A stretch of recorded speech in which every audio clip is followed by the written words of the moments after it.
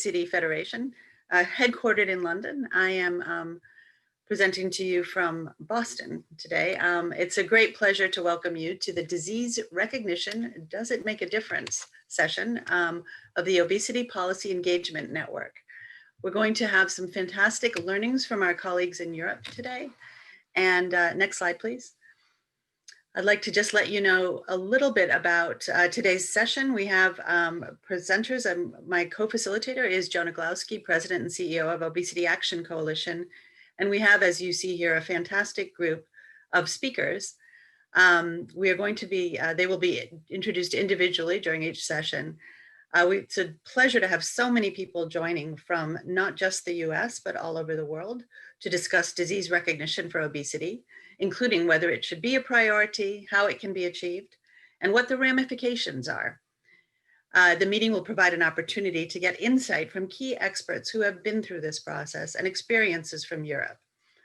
The overall focus of the session is disease recognition, which we'll explore through learnings from and comparison with diabetes.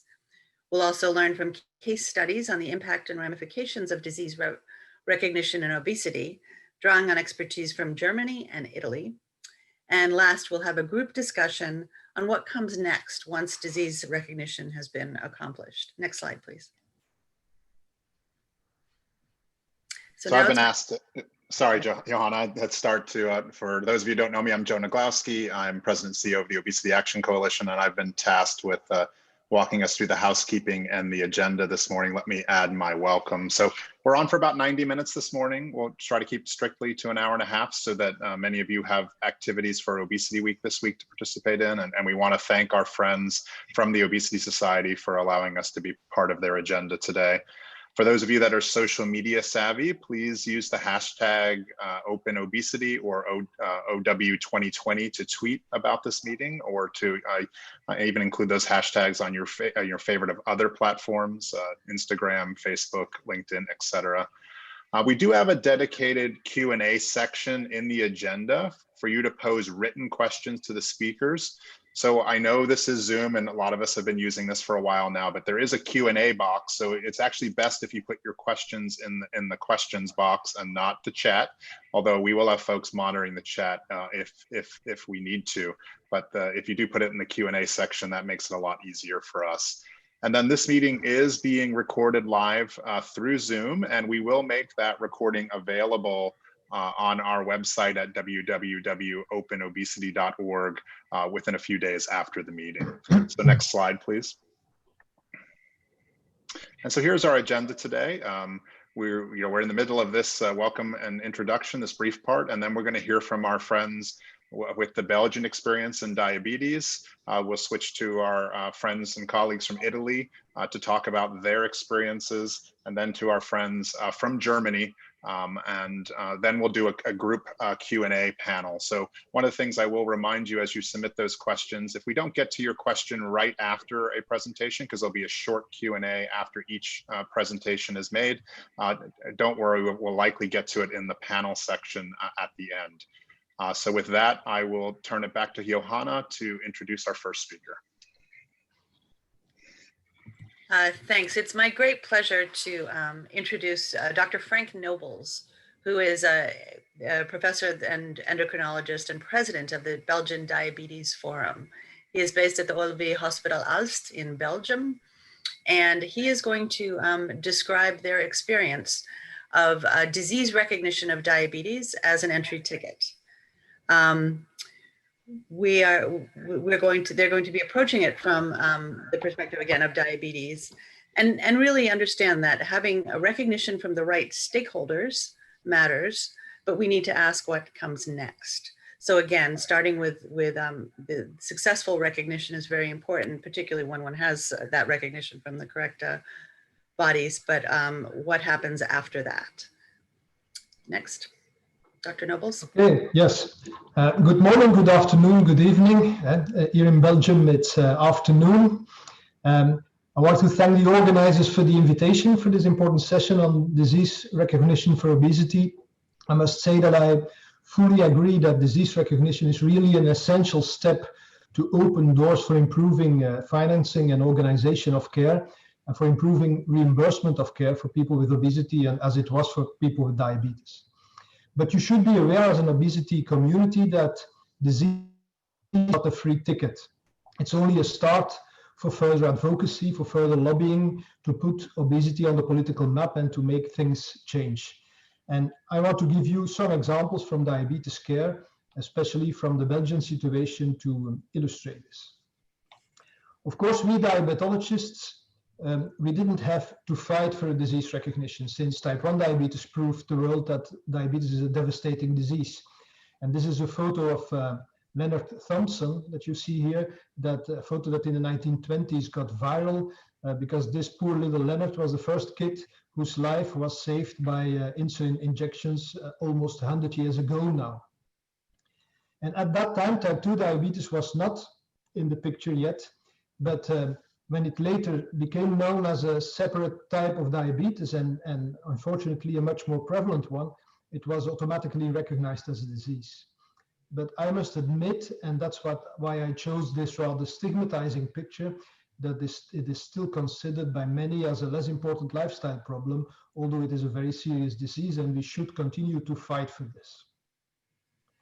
But fortunately, type 2 diabetes can often benefit from care regulations that have originally been set up for type 1 diabetes. And I'll show you an example. For instance, when in the late 80s, insulin pens and simple glucose meters became available, at that time, multiple daily injections became standard treatment of type 1 diabetes. So the Belgian opinion leaders of that moment immediately contacted the policymakers to discuss the need for reimbursement of this material and for the accompanying education. And this resulted in what we call the Diabetes Convention, which is a bundled payment for multidisciplinary care by a diabetes team, where medical care, education, and material are reimbursed. But then when in the next years, this multiple daily injection treatment was also used more and more for the much larger group of advanced type 2 diabetics that you see here, it was almost automatically implemented. So the disease recognition for type 1 diabetes helped type 2. And I can give you other examples, for instance, of food care, of reimbursement without co-payment of all blood glucose lowering medication, which was originally thought of for insulin, but is also now the case for oral antidiabetics for type 2 diabetes. So disease recognition was not a big problem. But then when it was recognized as a disease, we were fortunate. Type 2 diabetes got a boost of attention with many initiatives to put it in the picture, to open the eyes of the policymakers for its huge health and economic impact. And you see here an advocacy timeline which gives you an idea of the many international initiatives that have been taken.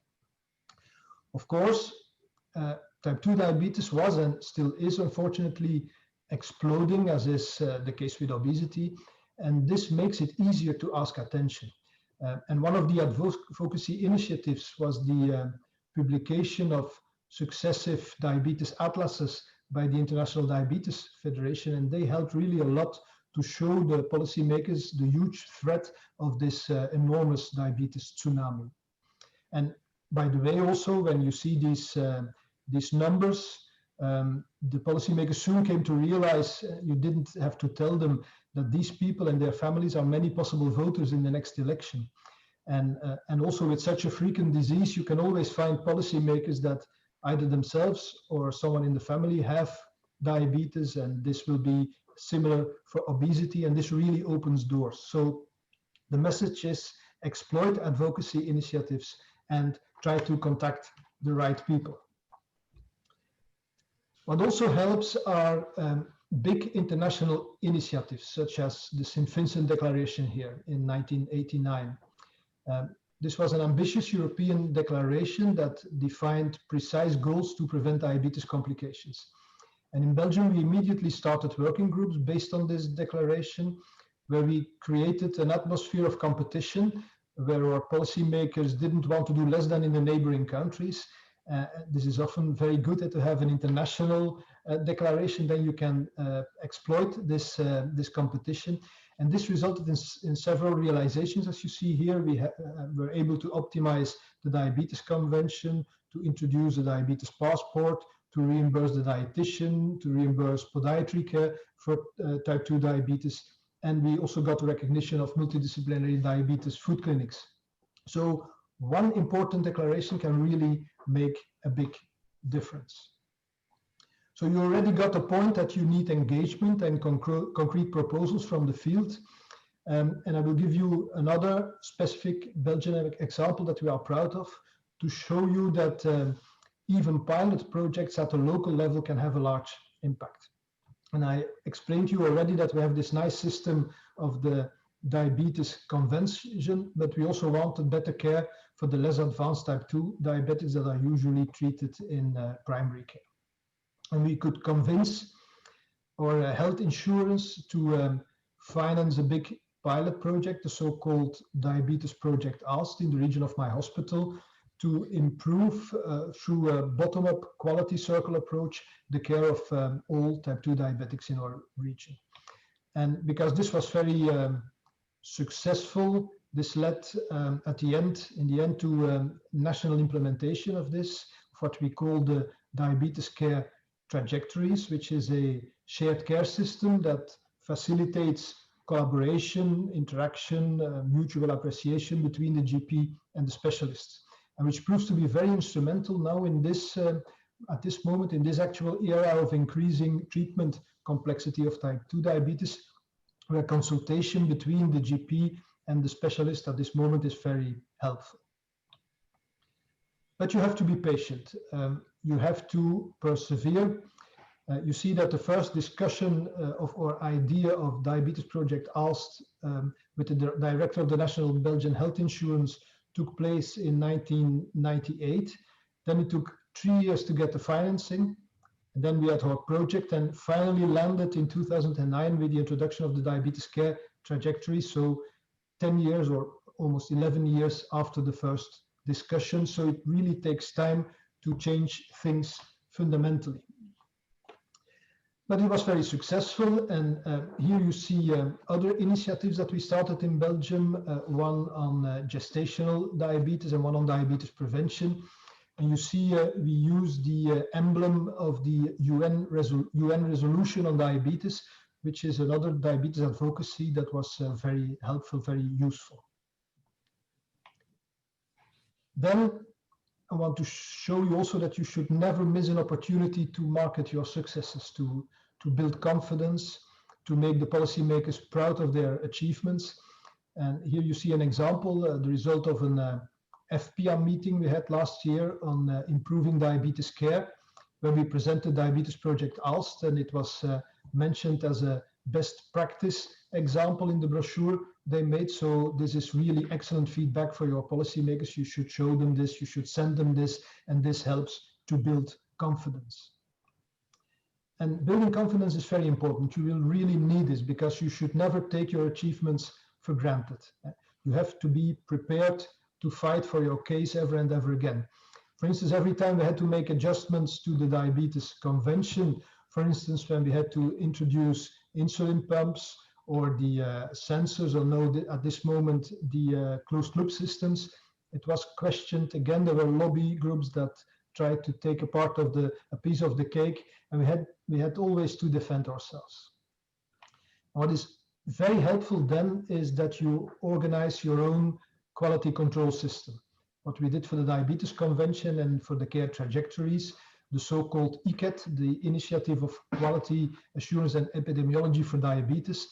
And this you can use to convince the policymakers that you can compete with the best international standards and that the money they use is well spent. And then I come to my final point. When already a lot has been done, you have to string the achievements together in a national program to show what has already been achieved and to improve the connections, the transitions between several care regulations that are already in place, but most importantly also to show where the gaps are and what should be done to fill in these gaps. And that's why the International Diabetes Federation took the initiative to promote the development of national diabetes programs. But unfortunately here we were not successful in Belgium. we could not convince our Minister of Health. She only wanted generic plans for chronic disease management. She didn't want to see any specific plans for a defined disease. So we had to wait then, and that's also sometimes important. Stay back, wait for a few years, and then we got a yellow mark, as you see here in the Euro Diabetes Index, also a very useful initiative. And in a way, it's better to have a yellow than a green mark, because as you have a yellow mark, you can use it to force further improvements.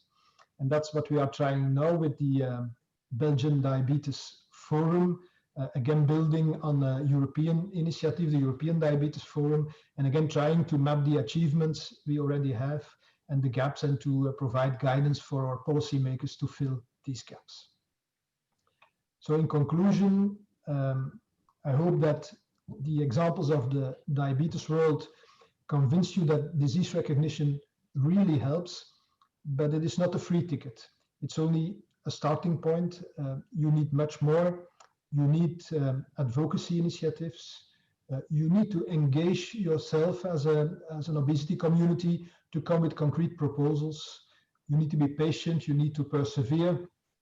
Never take your achievements for granted. Keep the fight going on. It's advisable to measure quality so that you can prove that the money they give you is well spent. And in the end, if you already have achieved several things, try to string the different initiatives together in a national plan. So I wish you good luck with your obesity advocacy, and I want to thank you for your attention. Thank you very much, Professor Nobels. That's a fantastic presentation, incredibly comprehensive and very useful for the efforts that are underway for the obesity community to have disease recognition. I think you're giving both a national plan, but also showing it's a European angle and a global angle to that national strategy, which is extraordinarily valuable. I think my first question, and we do have some questions coming in. Thank you very much, and again a reminder to use the Q&A box for your questions. But my first question is, how have patients been involved in the positive progress for diabetes in Belgium? I think that's very, very important. It's really essential to involve the patients, because it's important to join forces. In Belgium, we have the luck that we have two very strong diabetic patient associations. In Belgium, everything is double, and we have an association for every language group. And they have, and that's crucial, they have a lot of caregivers and opinion leaders in their board. And then you can go together to the policymakers, which gives a very strong signal, because then you show that your demands are not the demands of caregivers that in the eyes of many policymakers only want to defend their own interests, but are really in the interest of the patients. And this can make a real difference. It made for diabetes in Belgium a real difference that we always went together to policymakers. Fantastic. If we don't see any other questions, I think I just had one other quick comment, which is, as the obesity community, we are looking at certainly national recognition, but also potentially using this moment with COVID, quite frankly, to accelerate global recognition. How do you see the diabetes lessons being of particular value in this time of COVID? How do you think we can leverage the obvious role that obesity is playing in COVID-19 complications to accelerate action around disease recognition? Yeah, I think it's very important. People are very afraid of COVID. Diabetes is also a huge risk factor for COVID, and we still don't know, unfortunately, if it's the diabetes itself or obesity or other comorbidities that are associated to diabetes. And we plan to do the same. And we also want to stress that care for diabetes is very, very important because these people are very vulnerable in pandemics and in conditions that we are living now. So I can only advise you to use this as a momentum to try to improve things for people with obesity too. I think the one other question I would have really is, one of the sort of challenges both type 2 diabetes and obesity have is a mislabeling as a lifestyle disease. How do we move the public conversation away from it being lifestyle to its complexity as each of those complexity as a chronic relapsing disease? Yeah, that's a chronic fight. It will stay difficult to do this, but you should show them numbers. You should show them statistics about outcome of obesity or outcome of diabetes, because this helps a lot. Because if you know the statistics, if you know what happens, then you know that these are not ordinary lifestyle problems, but are real diseases. Mm-hmm. The problem is to find the balance here, because do people want to be called patient? Because you want to label them and give them a disease label. And I must say that's difficult, because even our type 1 diabetics that are treated with pumps and sensors and closed loops and so on, even these people don't want to be called patients. So you need to be careful to use the label disease for your advocacy, I think, but still call obese people persons with obesity, and that will be also a difficult balance to keep an eye on. Absolutely. Well, now we're excited to move over to Italy, and my colleague Joe will introduce our colleagues from Italy, and then we'll see you again later. We'll reconvene around diabetes later today in the panel. Thank you very much. Thanks, Johanna. Thanks, Professor Nobels. A great talk. So we're going to shift gears, as Johanna mentioned, to the Italian experience, and so it is my great pleasure to introduce Chiara Spinato, the Executive Secretary of Open Italy, and Professor Luca Bassetto, the President-elect of the Italian Obesity Society and co-chair of the Obesity Management Task Force at EASO. They're going to take us through the steps they took to achieve parliamentary disease recognition in Italy, and what their next steps are, and what further action can be taken. So Chiara, Luca, the platform is yours. Thank you, everybody. Thank you, Joe and Johanna. Good morning, everyone. I'm Chiara Spinato from Open Italy, and I'm happy to meet you today all in this initiative during the Obesity Week to share our views and prospects. For this occasion, I would like to thank you, Open, and the entire organizational team for the opportunity and the invitation. So here you are, I'm trying to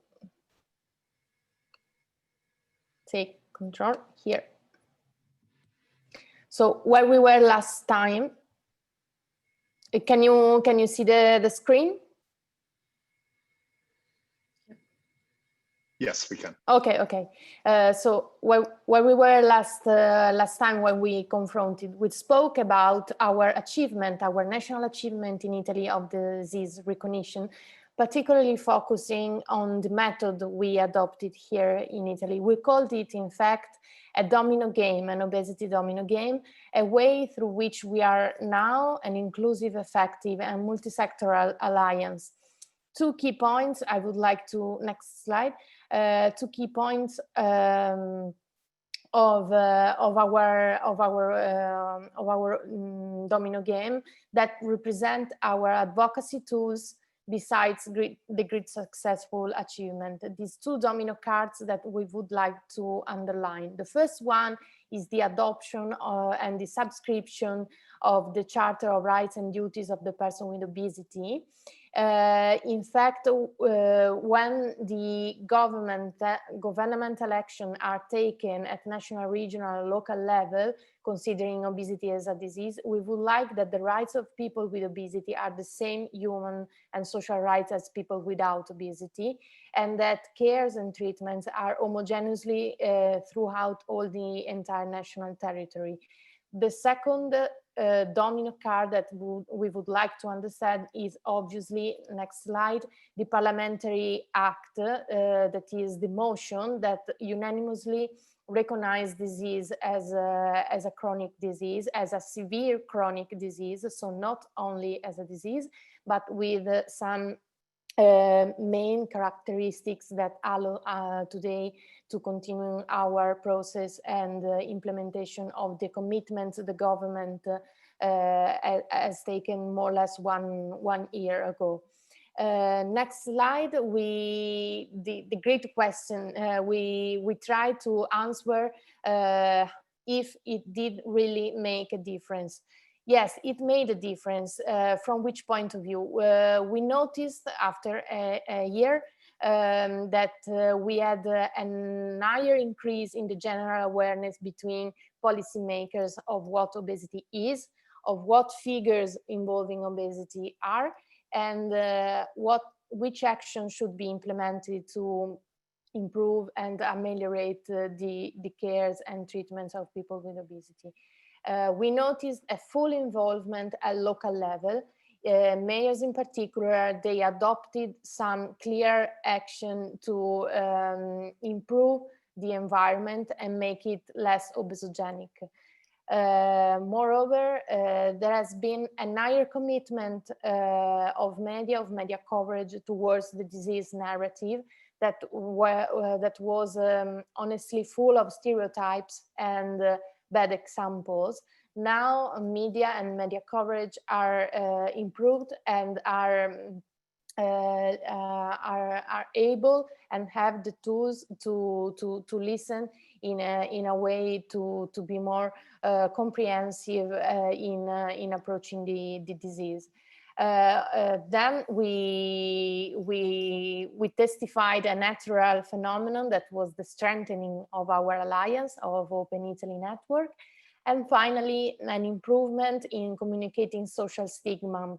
I would like to take two examples. The first one is in course, that is a national campaign that the Ministry of Health would like to take over to fight against obesity, involving local communities and the sport and physical activity world through famous testimonials. And the second one is a fact too, and is a fact that some months after the approval of the motion in Italy recognizing obesity as a disease, we discussed at parliamentary level a law concerning bullyism and cyberbullyism. And some members of the Chamber of the Deputies here in Italy underlined how was important the fact to include stereotypes and bad behaviors towards people with obesity in the law. So we had concretely consequences in the debate, in the public opinion, and this is a great positive achievement. Today, next slide, we are continuing our domino game. And in these latest months, we sent an open letter to institutions to underline and asking for some action to be taken on the impact of COVID-19 on persons with obesity.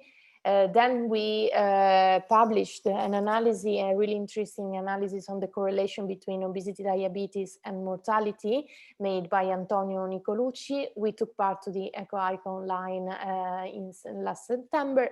We organized at national level the first Open Italy conference and the first Obesity Patient Summit and the second Italian Obesity Summit.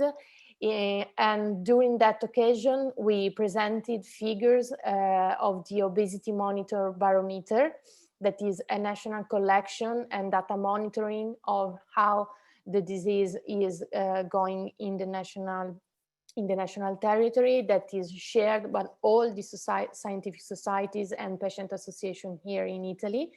And then we recently published the policy brief on clinical stigma, of which Luca Busetto, my colleague, will speak about in a few minutes. Finally, the latest card, our next slide, please, is the fact that in 2 weeks we will meet officially the Vice Ministry of Health.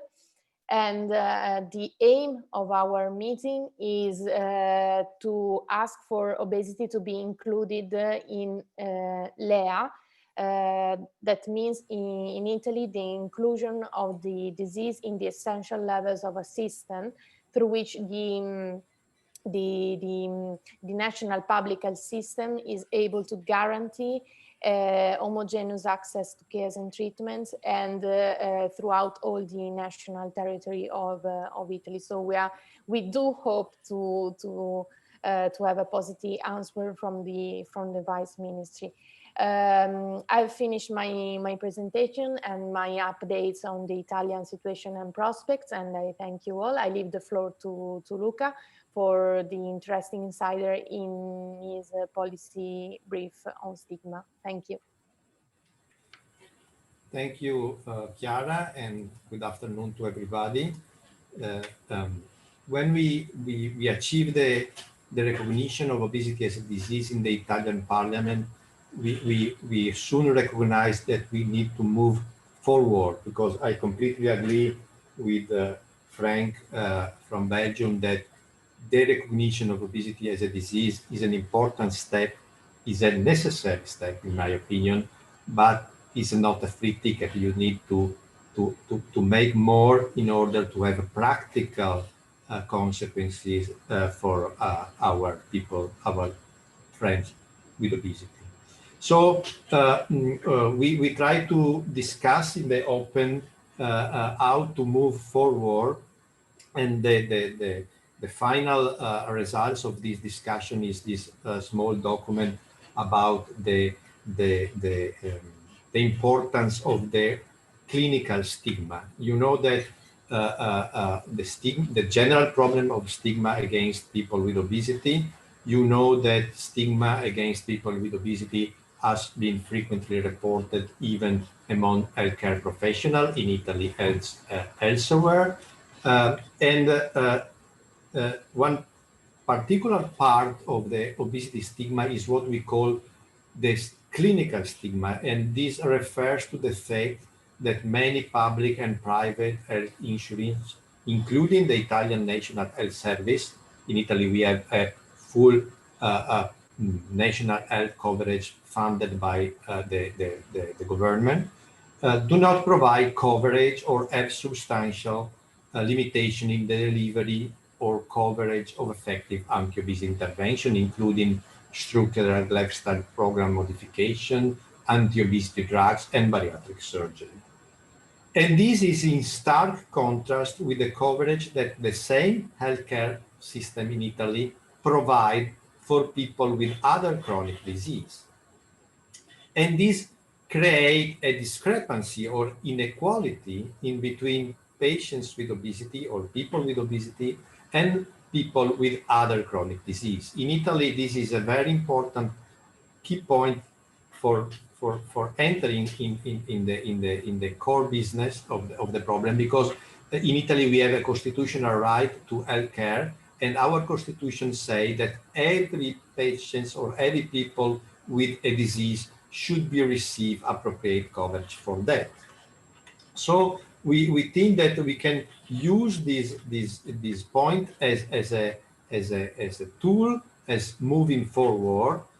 We know that the obesity clinical stigma has many causes, cultural, local, but we believe that the most important cause is the fact that in Italy, as elsewhere, we still have a widespread prevalent narrative saying that body weight is under volitional control, and therefore obesity is the consequence of individual behavior. And of course, the fact that our parliament declared that obesity is a chronic, severe disease linked to the complexity of the causes, not only to the individual behaviors, could help us in moving forward.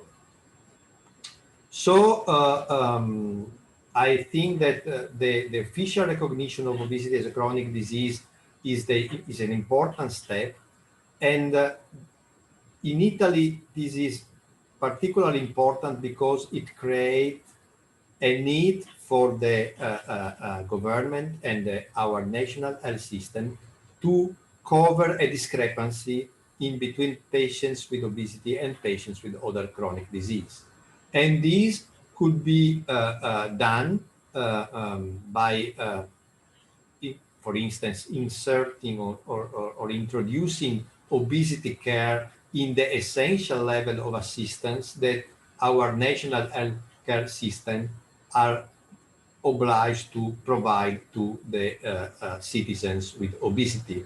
The inclusion in the minimal level of assistance, the national minimal level of assistance, form a sort of obligation for the local articulation of our health system to provide such services and treatments for people with obesity. So we think that the important step that we will try to achieve in the next months, the inclusion in the level of assistance, could help us to promote the implementation of obesity services at a local level. So definitely we had an important achievement in Italy, but we need to move forward in order to have practical consequences of this achievement.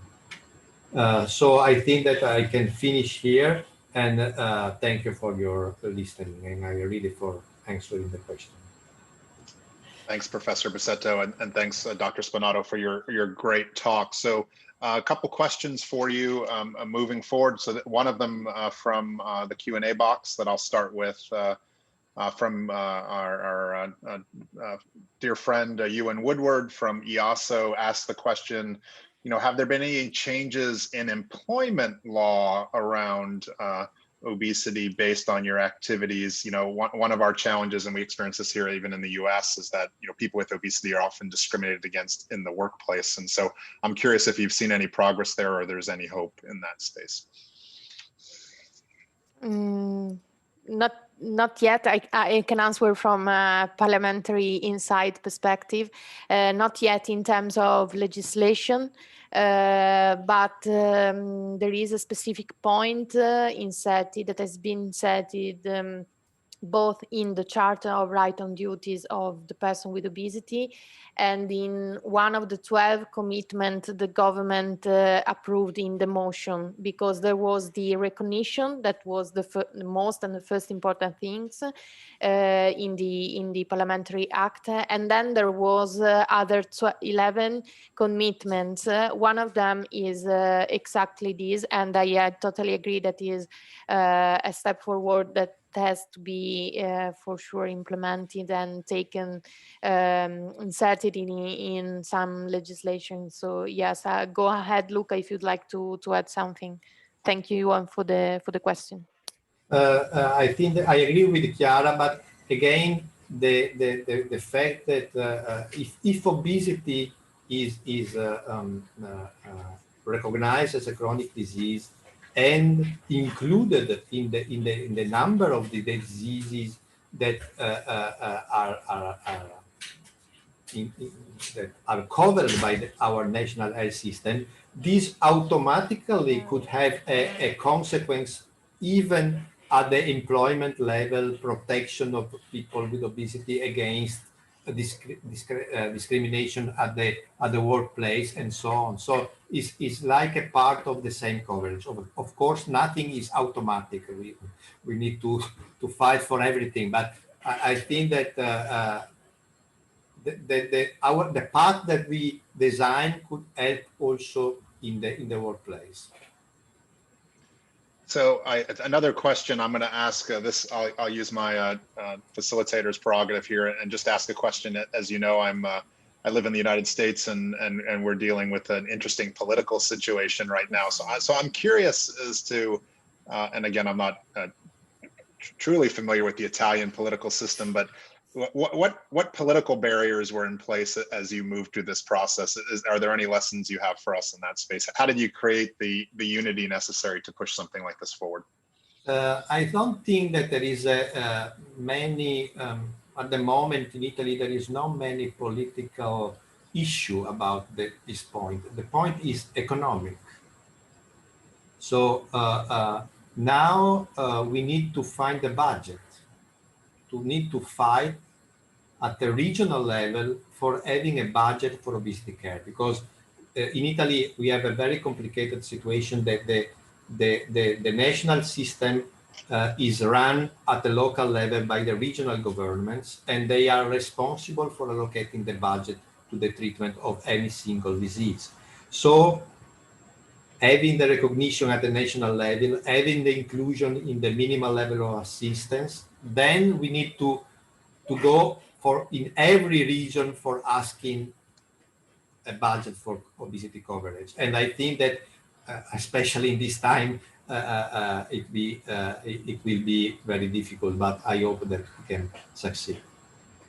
Thanks, Luca. Thanks. Sorry, just if I can add, maybe we can start, of course, from some region in Italy. We have some regions that are more advanced. For instance, in my region, that is Veneto, northeast of Italy, we already have in place an obesity network organized by our regional health system. So this could help in order to build a good case for other regions to jump. Yep, thanks for that. And we were going to come back to some of these questions in the final Q&A, because I know there's a couple more that I think I'd like to pose to you, but we'll in respect of time. But I do want to thank you for your presentations and turn it back to Johanna to introduce our next speaker. Thank you so much for that excellent presentation from Italy. And we are now going to travel to Germany and hear from our colleagues from DAA Germany, which I will not attempt to pronounce, my German not being very good, impact and ramifications of disease recognition in the German Bundestag. So it's my great pleasure to introduce Andreas Hert, who is a member of DAA and is the second chair of the Obesity Surgery Self-Help Germany. And we will also be joined very happily by Melanie Balke, who is chairperson of the Obesity Surgery Self-Help in Germany as well. They will tell us about what they went, the steps that they took to achieve parliamentary disease recognition and how this fits into the wider German healthcare system. Andreas? Thanks, Johanna. I hope you can hear me loud and clear. Okay, great. So let me see. Fine. I try to provide not only more of the same so that you don't hear just the same story again. I try to tweak it a little bit differently. So what I would like to tell you is how we got there. And the first question is, what is there? There is actually a breakthrough in disease recognition, in obesity disease recognition, in the German parliament, which just happened a few months ago.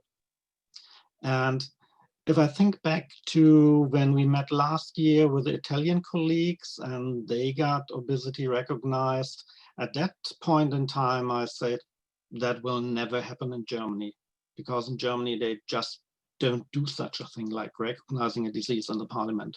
However, it happened, and I will briefly tell you how we got there, and more important, what are the consequences and what are the next steps.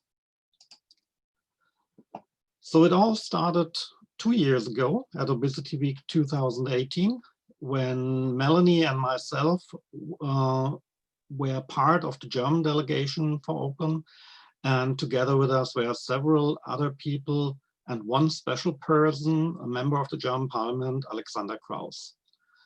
And Melanie is right now in the hospital. She does what patients do. She's in the hospital, she gets treatment, but nevertheless, she would like to tell us in person about her experiences in Nashville, what we did there. So I hand over to Melanie. Hello, I'm right now in the hospital in Germany, and yes, I'm a patient and I do patient things. And that was a thing when I go to Nashville 2018, and I think I'm only a patient and I can't do nothing. I'm ashamed, I'm afraid for all the new things, and the most time what I think, oh my God, I'm only a patient. But now I'm proud. I see I'm a part of a big thing for obesity in Germany, and that makes me proud. And I see I can do things as a patient. I'm not worthless. I'm helpful, and the time when we have the meetings outside the working groups, that was so helpful. I'm one of the obese persons and that you see the most time. I have 200 kilos, and that was not easy to go out and say, hi, I'm here and I need support, I need help. And I was so thankful when I meet Alexander Kraus and I said, hi, you have a problem with me? And he said, no. And that was a good start. And he see all the time when we go to dinner, I don't eat it so much. And I walk to the dinner. And I cannot walk so fast.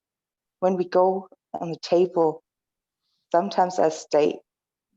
And I said, okay, I have no chair. And he said, okay, that is so simple things that makes problems for a patient. And they need help and they need support. And I think that was for obesity in Germany a big step to go forward. We have some people, they see the problems, they see not my problems, they see all the problems and all the problems with the different ways. And that helps. I think that is all that I can say. Thank you. Thank you, Melanie. And if we listen to that, that's the reason why we do that, isn't it? So after being to Nashville, the question was, how do we continue? How do we turn that into a sustainable organization? So we decided to create the German Obesity Alliance already in Nashville. And then after that, we met several times in Berlin. We met again with Alexander Kraus and the other folks that have been with us in Nashville. We met other politicians, and it turned quite into a lobbying exercise, but it was not lobbying as I thought it would be. It's not going to politicians and have meetings with them and have lunch with them and handing them papers and stuff like that. It was on a much more personal level, and we actually worked with them and discussed things in great detail. And I believe that made a change. So our alliance grew in the meanwhile. We got new participants, other members from the scientific community, other industry partners, sick funds, the pension fund. And as well, on the patient side, it was not no longer only us. We had support by the other patient organizations. So on that picture, you see 4 patient representatives from 3 different organizations within Germany. And I believe that's the key success factor of DAA, that we align together, that we do stuff together on the patient side with other stakeholders, and that we try to get a common understanding and common messages that we get across, instead of trying on our own to bring forward our own agenda only. So you remember that guy from the beginning? This is Alexander Kraus, and at July the 3rd, he declared obesity as a disease. And as I said before, that's not the job of the German parliament to do that. It just isn't. But Alexander Kraus did not care.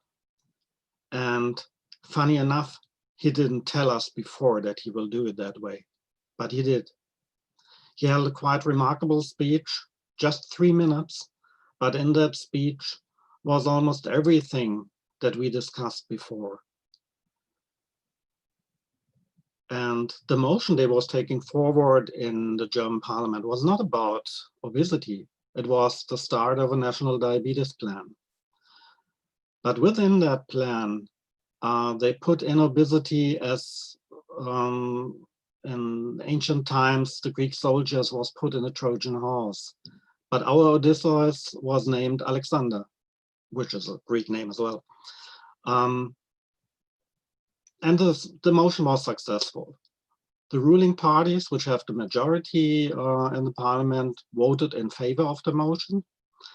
Unfortunately, the other parties didn't vote in favor of it, but as well, they did not vote against it. So nobody was denying that it is important to treat diabetes, and nobody was denying that obesity is a disease. So from that to the hard facts, what's really in it for us? First thing, obesity is mentioned as a risk factor for diabetes. That was the way how they got obesity in that paper. So that was just a link that they used in order to have a whole chapter regarding obesity. Obesity is called a disease the first time by the German parliament. And as a side note, other bodies like the High Court responsible for social security stuff, the High Court already declared obesity a disease. And the medical community within Germany already declared obesity as a disease, at least in a large part. But the new thing is that the parliament did that as well. And the question will arise, what does it help? There was an acknowledgement in that paper that the people living with obesity are being stigmatized and discriminated. There is no action tied to that, but the mention of that is already helpful, so that there is a common understanding that there is a problem that needs to be attacked, even if there is no quick solution for that. But there are three more things that are actually more tangible. One is prevention and treatment research shall be promoted. So they should put money into better research, into more research in order to create better treatment options. And unfortunately, that's the only one of the three options that the German government can act on themselves. They can put some money aside and dedicate it to obesity research. The second thing is that the education for people in the university as well as for doctors, so continuous medical education, all that should be adapted. Obesity should be included there. As of now, there is almost nothing regarding obesity, and that shall be better in the future. But that's a thing the government cannot actually do themselves. So they have to work with a medical society and make them work on their curricula and make the change happen. And the last and most important thing on the short term is that the therapy for obesity shall not only be made available, but shall also be as well be paid by the health insurance. Again, this is something that the government cannot do on its own, but what they could do, they could make the Joint Federal Committee, who is responsible on deciding on that, can make that work. And that's actually one of the next steps, that a law shall be implemented that forces them to decide about the therapies within the next 2 years. So is the mission completed? Not yet. The whole thing is a marathon, it's not a sprint, and we're not even halfway through. And actually, after we have all that paperwork, we need to get into action, and the devil will be in the details. So we will be available to be a counterpart on working out all those details, that they actually help the people. And now we have a video from Alexander Kraus, and he will provide some words from his point of view. Oops. Hello everybody, I'm really happy to join you and discuss such an important issue. As well all know, the modern world provides on the one hand a lot of benefits, especially concerning the personal life. For example, prosperity and modern medicine. But at the other hand, there are also some negative developments. In case of health, a negative development is what we call the sea of civilization. An example is obesity. In Germany, obesity was not admitted as a disease until this year. But more than the half of the people of Germany are overweight. And these people are getting inadequate medical treatment. They have been told to do sports more often and have healthier in terms of food. But this is not enough. Unfortunately, it ends now. In this year, there has been a debate in which the German parliament discussed obesity and labeled it as a disease for the first time. In my eyes, this is a great success. Additionally, we will soon debate and hopefully pass a bill that will include a so-called DMP, Disease Management Program, that will help overweight people to get the medical treatment they need.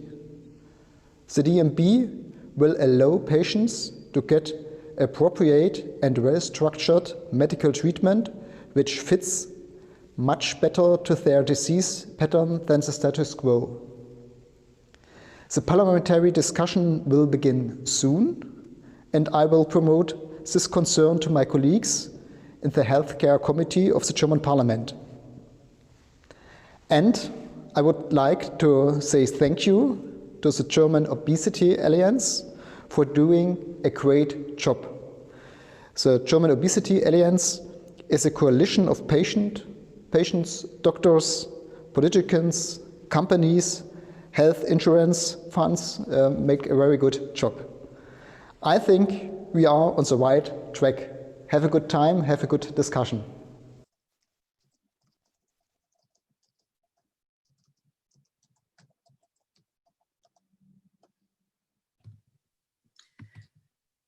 Thank you for that fantastic session, Andreas. That was really, really wonderful. And Melanie, I can't thank you enough for joining us from the hospital bed. You really are the definition of dedicated, and I think we were all very moved.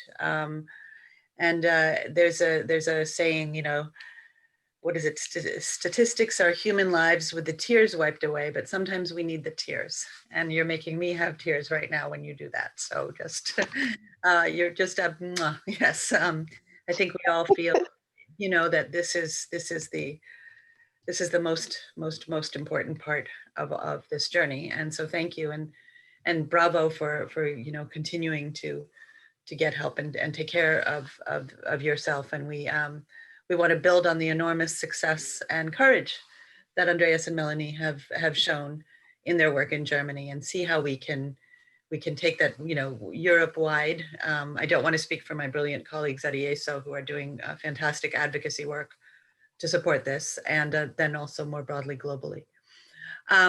So we are going to now move into the Q&A, a couple of questions and answers for the German section, and then we will actually go into a full panel so that we can hear from everybody and have an interactive last session.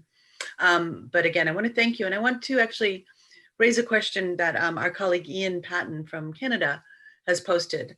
He says, my question is, while there is great opportunities by getting the obesity recognized as a disease on the coattails of diabetes, it seems it is easier for policymakers to accept it that way. However, do you envision any barriers or issues of obesity being taken seriously when it is hidden under diabetes? Is there a pathway to get similar recognition as a standalone disease? So would Andreas or Melanie like to respond to that? Yeah, sure. Actually, our plan A was to get a national plan for obesity if possible. But the thing is, as Ian correctly guessed, that was not possible at that time. So they clearly told us they cannot do both at the same time, only one after the other. So it was the best chance to get obesity into that paper. And it's not that bad. Even if I didn't like it from the beginning, it's not that bad, because in that paper, there is a whole section regarding obesity, and obesity is on several occasions mentioned at the same level as diabetes. So it's not only mentioned as a precursor or a risk factor, it's mentioned at the same level. And the next step that needs to be taken in that landscape is that we get a disease management program for obesity, and that will be a disease management program for obesity. There might be some diabetes stuff in that and other stuff wherever it's applicable, but we really fight for getting our own stance on that. Wonderful. Just one more question before we move to the panel. Do you think, what are the major obstacles threatening progress in Germany? What do you see as your biggest challenges now that you have this recognition in the context of diabetes? I would say it's stigma, stigma, and stigma. Yeah. That are the three biggest ones. And this is everywhere. That's the biggest problem. It's in the head of many people. In most cases, or in many cases, it's not even conscious, but it's in the head of the people, and it's in the head of people that needs to make the right decisions. So it starts with a doctor who has some prejudice regarding obesity and if it's a disease or not, irrespective of what the parliament said. So it starts with that, and it ends up with that committee that needs to decide on the disease management program, and the people there need to be educated, to be, or to at least be aware that they have some assumptions regarding obesity that might not true, and to rethink it, to think it over. Fantastic. I think the people himself, they stigmatizing himself and said, yes, I will not be obese, and I understand this. I not like to be obese, but when I not give him a name, I cannot handle this. Mm-hmm. And this is one of the biggest stigma for me. Absolutely. Okay, I think what we want to do now is move into the wider panel. So please stay there, and then have our other panelists join us. And Joe will lead on this session. And I just do want to assure participants that the Q&A, we're going to pull out some of the excellent questions there for the entire panel. Just so you're aware, we're aware that we've had some fantastic questions come in. Joe.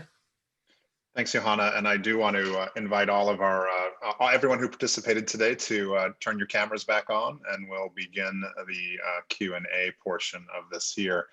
I do want to recognize that Dr. Frank Nobels had to go see patients, and so we're going to have a colleague of his join us, although I don't see him yet quite on screen. Here he's joining us now.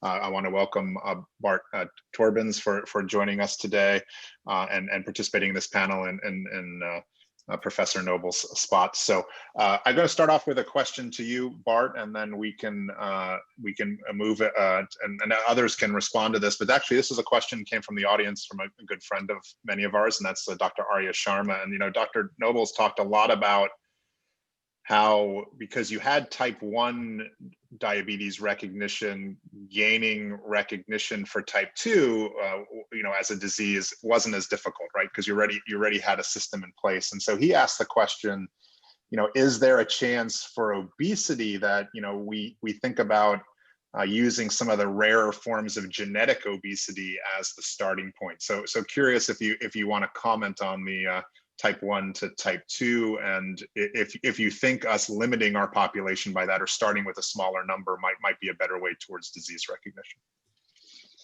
Yeah, I think, I hope you can hear me well. So yes, I think this is certainly, I don't like to call it an opportunity, but something you could envisage. Indeed, it helped for type 1 diabetes, as often more in general terms. It's not always specified like type 1 or type 2, but in general discussing about diabetes. I have seen this has helped also in other projects I did in the past on cholesterol, hypercholesterolemia, where you have this very rare genetic form of homozygote familial hypercholesterolemia or heterozygote familial hypercholesterolemia, and this helped also to broaden up to the larger cholesterol problem. So I agree, it could be also something to think about from obesity perspective as well. Yeah. I'm curious if anyone else on the panel wants to comment about the potential opportunity or risk there. I'd be curious. Maybe a conversation for a completely different panel, but open to go. Please, Luca. The area say, and I think it's a possible good suggestion. But my fear is that if we limit the attention to the rare disease, we will not cover the real problem. So, and in Italy, we have, for instance, in Italy, we have a special program for rare disease. So the few patients who have a severe form of a rare form of obesity are already covered by that program. So if you concentrate the attention on the rare disease, probably we will limit our attention to a very few patients, and we do not cover the full spectrum of the disease. So it could be a way for opening the door, but I don't know if it is the right door. Okay, so I am a bit skeptical about that. It is not the same than for cholesterol, because it's a bit different, in my opinion. Thanks for that. Johanna, I'll turn it over to you to ask the next question. So. Yeah, Joe and I are gonna share this. I wanted to bring in a question about that was raised by Jimena Ramos Salas. So Jimena, as you know, is Director of Research and Education at Obesity Canada, formerly Executive Director there, based in Sweden. She writes, she speaks really to you, Luca, liking how you position that obesity stigma is different in different countries based on social and cultural factors. Yet we also know that weight bias is fundamentally driven by the belief that weight is controllable through lifestyle behavior changes. This is a key driver of obesity stigma. This bias needs to be addressed in all countries. How do you think we can change that narrative that obesity is a lifestyle choice from a global perspective? So this is a question it was directed to you, Luca. You may want to have a first goal, but if anyone else would also like to. I agree perfectly with Jimena that this is the most important cause of obesity stigma and clinical stigma is this one, and I say that during my presentation. How we can change the narrative? We need to promote an alternative narrative at every level in which we can.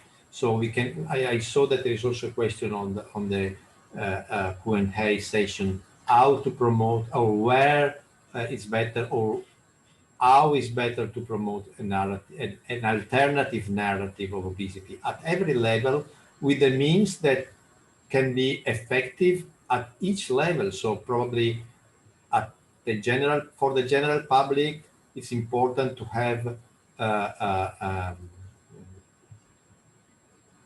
initiative with the representative speaking about the difference in between obesity as a disease and obesity linked to lifestyles. At the level of healthcare professionals, it's important to promote a different narrative at the medical school, and even we are trying to build in Italy a more intensive program of continuing medical education for, especially for primary care physician or family physician, because we need to talk in a different way at every level.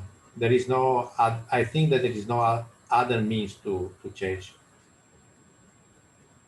Any other responses to that about changing the narrative? So I'll start with another question then. I'm curious about the downside of disease recognition, and anyone's welcome to pick up here, but I did see a question in the chat. Maybe Andreas, if you've experienced this, you can respond to it. As you know, even within the patient community, some fat activists have pushed back against disease recognition. So I'm curious about what you see as the downsides, and or how you've responded to the activists who are pushing against us. That's actually a difficult one, but you're completely right. There are people outside there who are technically obese. They have a BMI over a certain number, but they do not want to be labeled obese. They do not want to be labeled as somebody who is ill, who has a disease. And we need to understand and respect that from my point of view. And one part of the solution might be what started years ago in Canada, that we get away from that number, that we get away from BMI only in order to label somebody and put them into a corner where it doesn't want to be. If we really focus on the medical consequences and the health consequences of obesity, and only label somebody obese if he has impairments of some sort, then we could align that message with the fact activists, I believe. Bart, please. Yeah, maybe, I hope it's not too philosophic as an answer, but maybe a pitfall could be that both politicians or also you working in policy might think that once there is recognition, then everything else will follow and actions will follow. I think that was maybe the most important learning from the presentation from Professor Nobels at the beginning. This is the entry point, but then the implementation, and that's where we are now with the EUDF and the diabetes community. Implementation needs to follow, and that's the moment that the work begins. So that's the only thing I could think about, that maybe you or politicians think everything is done now that we have it on paper. But to be clear, I do see a lot I do see a lot of advantages rather than disadvantages. I'm going to actually jump in with a slightly different question that just came in because I thought it was an interesting one, and it relates back to what Jimena was saying. From Stephen Ogueno, it says, I would appreciate a follow-up on changing the narrative. As in Africa and Kenya, where I come from, here a large portion of people choose to be obese. It is considered social status. How do we change this? Does anyone have any? It's a very important question, and I think it would be interesting to hear some. Johanna, I think that you are the right person for answering this question, because I am not an expert in the international situation. So I think that you can provide a better question that here in the panel. What do you think about that? Well, I guess I have two responses. One, first of all, I love the phrase clinical bias. I think that's so important. And what I would add to that from a global perspective is policymaker bias and actually donor bias, which is interesting. So in places where health systems have been funded by externally, donors, I've noticed that policymakers at the global level have a bias, not all at all, but there has been experiences of a lack of understanding of obesity as a disease among policymakers whose policy decisions can potentially influence, other countries. I'll just put it that way, and donors who are providing resources to help build health systems. So that's one quick response. I would say a couple of things. I mean, we have heard from our Kenyan colleagues that that obesity that overweight can be seen as a attractive and desirable quality associated with wealth, strangely associated with health. And I think it's at the health that we need to turn this. We need to say, to speak to the health challenges associated with obesity. There's a myth that it's perhaps because it shows that you're not experiencing undernutrition or potentially infectious disease, it's seen as attractive. But there needs to be a focus on the health risks associated with, that can be associated with overweight and obesity. and really frame it in that way. I'd be interested if anyone else has a view on this as well. We don't have the perfect answer. I was hoping somebody else might have some additional perspectives. So maybe I'll take a chance to opine a little bit on this too. And I think for me, when we look at countries around the world, you know, one of the things that we're trying to do is make sure that they don't make the same mistakes that we've made over time. So, you know, in our efforts, and I often say this, you know, we in making obesity bad, we have made the people with obesity bad, right? And so what I would like to make sure that we see, you know, in Africa and Kenya, that somehow we do make obesity bad, but somehow we don't make the people living with obesity bad as well. And so what can they learn from our experience, you know, what not to do? Because I think that's what we've done in much of the Western world, right? And in our effort to make obesity bad and get people to recognize that we have to do something about obesity, we've unintentionally harmed the people living with obesity. So. A great point. And as Jimena says, people may choose to have a specific body shape and size, but people may not choose to have a disease. So there's a lot of subtleties, but that's an excellent point. Yep. So I do want to throw out one. Oh, sorry, please, Luca. Yes. This relates to the previous question about the patient or the people that not like to be labeled as patients with obesity. Frankly speaking, I am more preoccupied by the people with obesity that want and need to be treated, because they represent the vast majority of the people with obesity. And we have a lot of data from the Action.io, for instance, showing that patients with obesity want to be treated or need to be treated. So I think that we, as healthcare professional, I am a clinician, we need to provide the treatment for the people that need and like to be treated. If there is somebody that prefer to have a large body and they don't feel they don't need treatment, okay, it's okay for me, no problem. But I need to treat the vast majority of the patients with obesity that need to be treated and want to be treated. Sorry for speaking very frankly. Yeah, no, and well said. I think this is something, you know, it's even a criticism that I've taken at OAC before, because we fight just as hard for someone to have access to treatment to someone to choose not to have access to treatment. I think we're all on the same. To be treated is not an obligation, but you need to have access. Right. If you need and if you want to have treatment. From a medical perspective, I would fully agree. We treat those that want to have treatment, and we do not need to treat the others. But from a political perspective, from a society perspective, it's important that we talk to those groups, that we somehow align our messages, because otherwise they could actually disturb our engagement. They could, if they go with a different message to politics, to whoever, actually they say things like obesity is not a disease.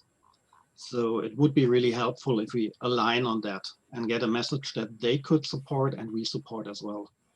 Yeah. Thanks, Andreas. So I think we probably have time for one, maybe two more questions. We'll see how this goes. But I want to throw out one more. So I know in Germany and Italy, most of these efforts started pre-COVID-19. And so I'm curious about any comments you might have on how COVID-19 has interrupted your efforts or even in some ways created new opportunities. So Andreas or Luca, feel free to start, whoever would like to start first. So, yeah. Please, Andrea first. I have a personal opinion on that, which might not be shared by everybody.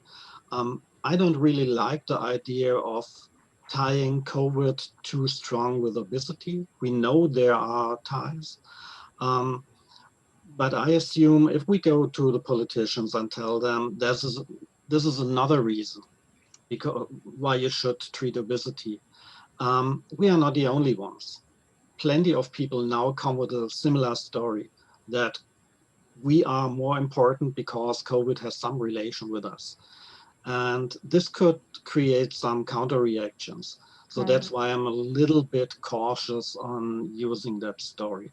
So I rather stick with the facts, with the medical facts, that there are relations, but I personally would not like to use it as a political message. Yes. I substantially agree with Andreas, and I think that probably I published something about the link between obesity and COVID. So I am really convinced that obesity is a risk factor for COVID, more severe COVID disease. But I agree with Andreas. So I think that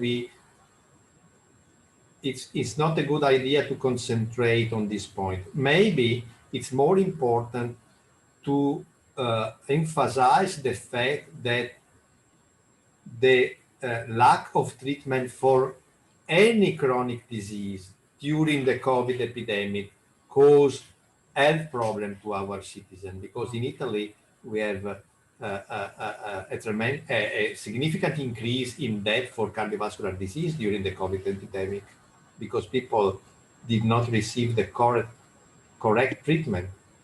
So I think that our message should be, despite the COVID epidemic, we need to continue to treat any chronic disease, including obesity. And this is my opinion.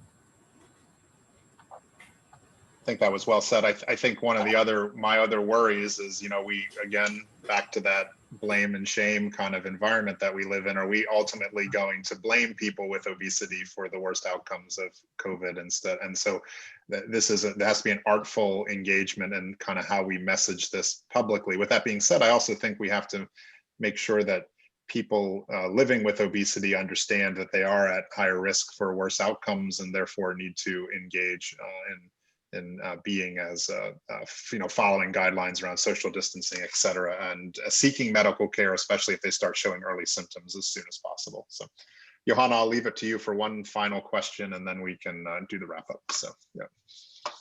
Great. Oh, let me, sorry, I'm pulling up the questions here. I've moved out of the box. I think we had a question about sort of the subject of multimorbidity, and whether that's also an opportunity or a threat for our movements.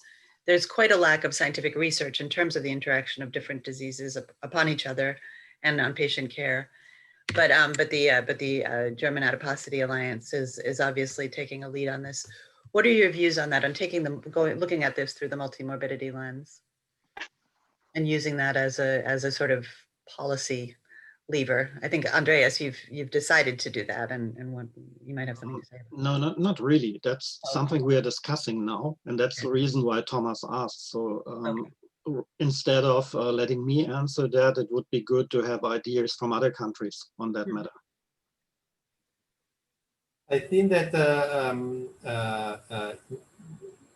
there is a risk about the effect of comorbidity, and one possible answer is to stress the fact that obesity can produce health care problems without any other comorbidities. So a physical problem of obesity, lack of or reduced physical fitness and performance are direct consequences of obesity, not linked to any other disease. This is one of the reasons why I like so much, for instance, the Edmonton obesity staging system in Canada, that include the physical problem and the mental problem in the spectrum of obesity as a disease.